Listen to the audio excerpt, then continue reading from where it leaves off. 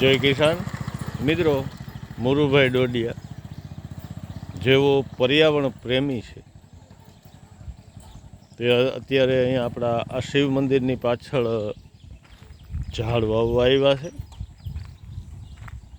એમને વૃક્ષ પ્રેમી છે. આપણે એમની મુલાકાત લઈએ હમણાં. તો મિત્રો, આપણે ગર્વ લઈ મુરુભાઈ ડોડિયા કે જેઓની અવિરત મહેનત છે. અમને એ જાહેર જગ્યા ઉપર આ રીતે ઝાડ વાવે છે. ઝાડ વિશે એ બોલશે. અને આ રીતે જો આને શું કહે મુરુભાઈ? આનું નામ છે બાઓબાબ. બરાબર. આ તો ટ્રી ગાર્ડ છે. હા હા. આપણે અહીંયા આખો રોલ લઈ અને બનાવી.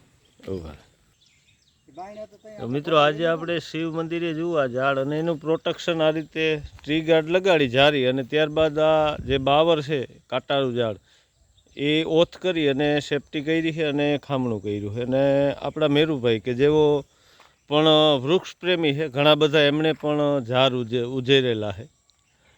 એ મેરુભાઈ, કેટલાક ઝાડ ઉજેર્યા તમે કયો દઈ જરાક? 35 વડલા, 108 બીલી.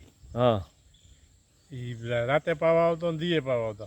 તો અવિરત મહેનત. આપણે દુષ્કાળ હતો ને ત્યારે આ 108 બીલી ઉજેરી, અને આમ વડલા 35. આ સામે દેખાય એ વડલા ને પીપળા ને આ બધા તમારા ઉજેરેલા છે ને? બધા 35 આપણા ઉજેરા. તો આપણે વૃક્ષ પ્રેમી એવા મેરુભાઈનો આભાર કે જેમણે કાયમી આપણા સત્તાપરને હવા ઉજેરી અને ઝાડ આપ્યા છે. આપણે સતેશ્વર મંદિરે છીએ અત્યારે આપણે. અને આપણે મુરુભાઈ ડોડિયા કે જેઓ પણ અવિરત મહેનત કરે છે, વૃક્ષ પ્રેમી છે. તમે કેટલાક ઝાડ ઉજેર્યા? તો લાલવારે 100 ઝાડવા ઉજેરા છે. ફળ આપતા થઈ ગયા છે અત્યારે. અને એના બી બધાય ગામે બીજ બેંકોને વિતરણ કરું છું. પછી બીજા ઝાડવા અમારે શેઢે વાવ્યા. શેઢેની પડતરમાં કોઈ સિંહ પણ ન કરી શકે એટલા માટે એમાં આપણે હાથલા થોર અને કેતકી અને બાવર એવું વાવી, અને અંદરના ભાગમાં દેશી આંબા, બધી જાતના આંબળા અને બધી જાતના રાવણા, એવી રીતના 3-4 જાતના રાવણા ને એવા બધા શેઢે પણ 60 ઝાડ વાવેલા છે. કુલ 1000 જેવા ઝાડ છે. હા, 1000 જેવા. અને એવી આ દુર્લભ જે છે અમુક ઝાડ એના નામ લ્યો છે, આપણે ઓળખતા નથી એવા ઝાડ તમે ઉજેર્યા. અહીંયા આજે ઉજેર્યું છે આ બાઓબાબ છે. બરાબર. બાઓબાબનું આપણે આફ્રિકાનું ઝાડ છે.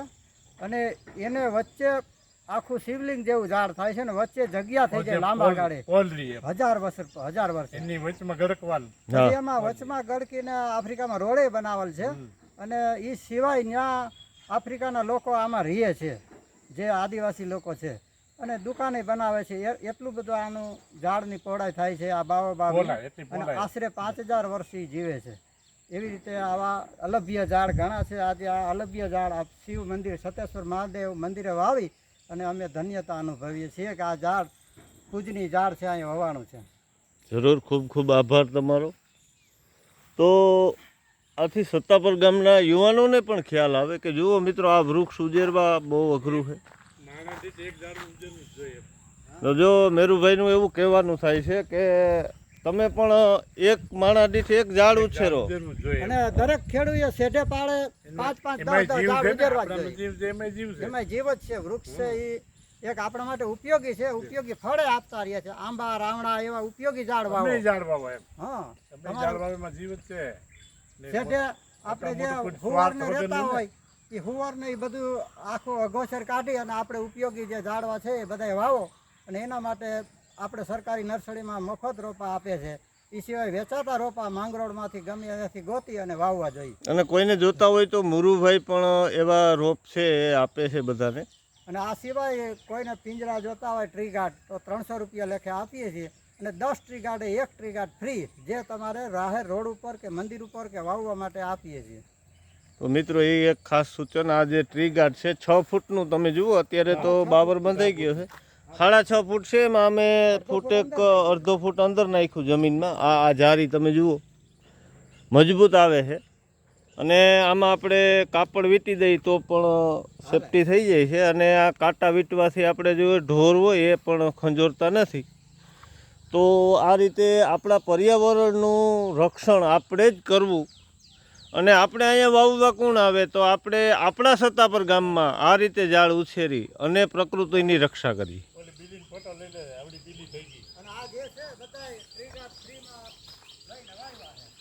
મિત્રો આ સામે તમે જોઈ શકો છો જે આ બિલ્લી પણ ઉછેરેલી, આ રીતે 108 બિલ્લી ઉછેરેલી છે.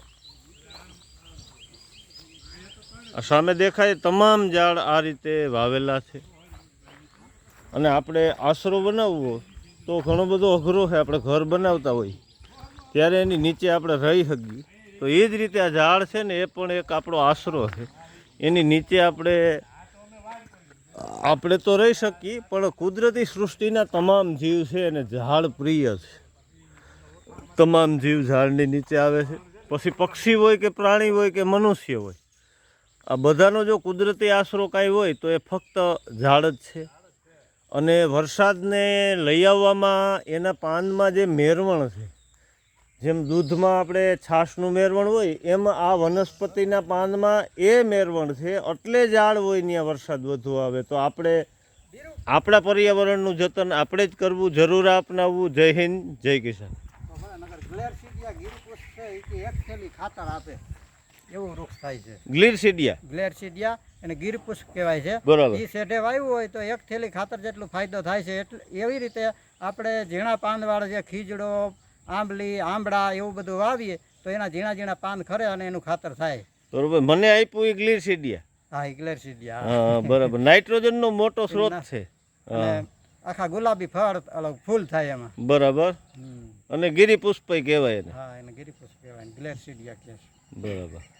તો ઘણી બધી મુરુભાઈની મહેનત છે પ્રકૃતિ પ્રત્યે, અને આપણા દુર્લભ ઝાડને એ ઓળખ પણ એમની પાસે છે કે આપણે ઓળખતા ન હોય બધા ઝાડને ઓળખે. આપણે એટલે ભૂલી ગયા છીએ.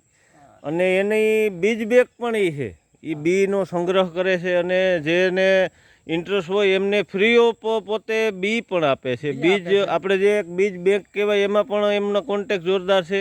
અને આપણા પર્યાવરણ આજુબાજુના એરિયામાં પર્યાવરણ પ્રેમી છે ને એ બધાય પહેલાં મુરુભાઈને ઓળખે, કારણ કે એમની મહેનત એવડી છે. અને ગામમાં બધાને રોપા, કાજુ, આ તે બધા ફ્રી ઓફ આપ્યા છે અને હજી આપીએ છીએ. એ પોતે એમની વાડીએ એક્સ્ટ્રા એમનો ટાઈમ બચાવી અને જાય છે. અને ત્યાં નર્સરી બનાવી નાની એવી, એ પણ મેં વિઝિટ કરી છે. અને નર્સરીમાં અલગ અલગ તમામ પ્રજાતિ એને ઉછેરેલી છે.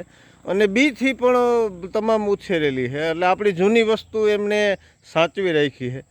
તો આ રીતે પર્યાવરણનું જતન કરી અને મુરુભાઈનો ખૂબ ખૂબ આભાર. આ તકે બધાને જાજાથી જય હિન્દ, જય કિસાન.